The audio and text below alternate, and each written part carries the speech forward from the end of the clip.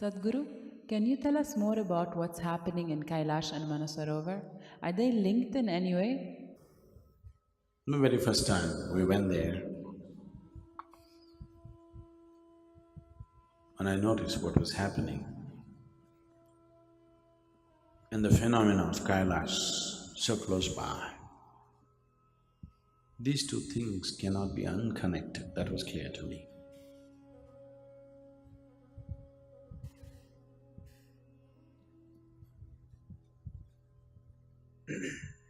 There is no ways two such phenomenal events to be unconnected with each other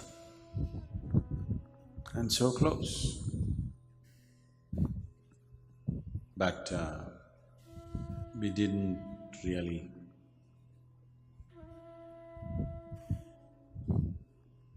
make the connection as to what.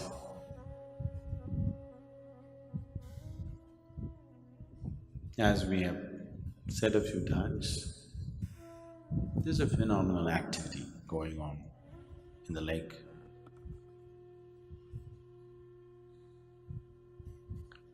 Kind of life forms which not the kind of life that we know as life here. Definitely life, no question about that, but not the way we know life.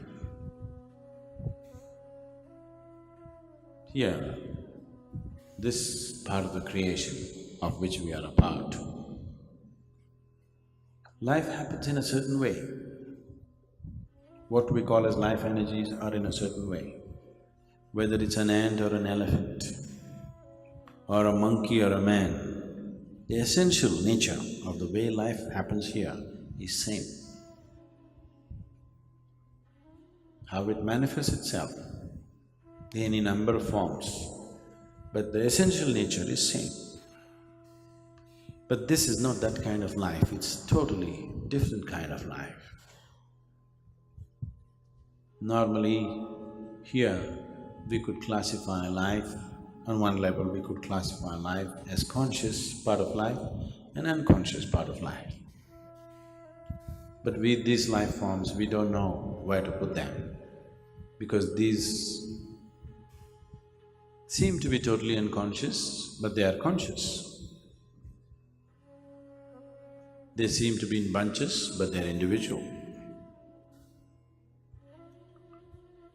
They're individuals which bunched up together, maybe just for this journey, or maybe that's how they exist, we don't know for sure. But they have an individuality. At the same time, they are in bunches, which makes them all like one piece. These things don't happen here. Here, if you create an individual life form, it becomes individual. If you fuse something, it'll never remain as two, it'll become as one. Here we cannot fuse something and keep it individual. In this life, it doesn't happen like that. It is like you ate a banana, the banana becomes a part of you, the banana doesn't exist anymore, only you are. But now you ate a banana, it's become a part of you, but still it's a banana. That doesn't make sense, the way we know life. But that's how it is with what we see in Mansarovar. It doesn't stand to our logic and our understanding and our perception of life. So, definitely they don't belong to the earth, there's no question about that. And such a phenomenal amount of activity of in and out of the lake. For what purpose?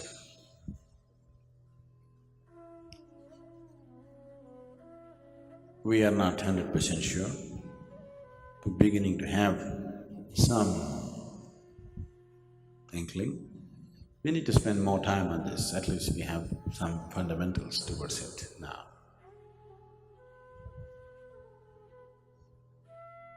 And the Kailash,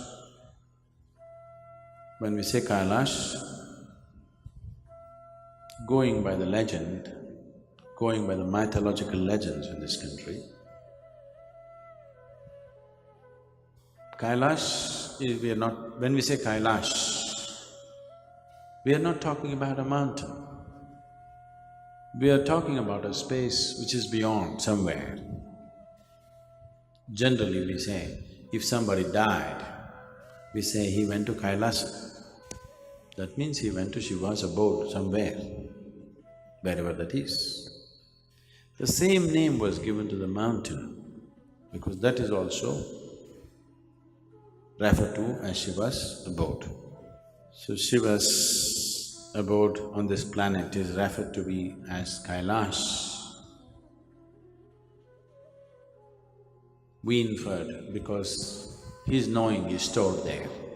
That is why we refer to it that way. But there seems to be much more to it. For those of you who saw it, you clearly saw that the nature of that mountain and the surrounding mountains is very, very different. Clearly, distinctly, even for a layperson, it is distinctly visible to see. This is almost steel-like, it's like almost metallic kind of stone. Rest of it is all brown, like mortar. When I say mortar, it is like molten soil. Soil has melted, but the rock has not melted. So you see huge brown mountains with all pebbles and rocks sticking in it.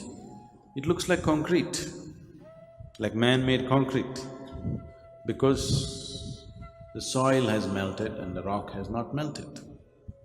If the soil has melted and rock has not melted, for some reason, for whatever reason, the temperatures must have hit somewhere between 800 to 1100 degrees centigrade. Then the soil melts and the rock won't melt. If temperature crosses 12 to 1400 degrees, the rock will also melt. So something happened there which took the temperatures between 800 to 1100. If a volcano happened, the temperatures will be way beyond. The rock melts and flows. That's what you call as lava or whatever, it's molten rock. If a meteorite landed, the temperatures usually touch 3000 to 4000 degrees centigrade, everything melts and there should be a huge crater. Such a thing didn't happen. So the theory could be that something landed but managed to land gently and created only 800 to 1000 degrees, where the soil melted but the rock did not melt. Or somebody managed to land a huge mountain of a meteorite gently. If somebody managed to land a meteorite gently, that's something else. Coming to Shiva himself, one thing about Shiva is, whatever, there are 1000 stories describing his life, but there is not a single story about his childhood or about his old age. He had no parents and no grave. There's a beautiful story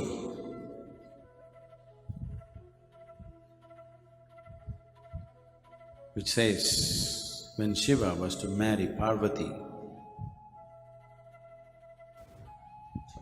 what's her father's name? I'm sorry. Himavat, yes. Himavat was a king,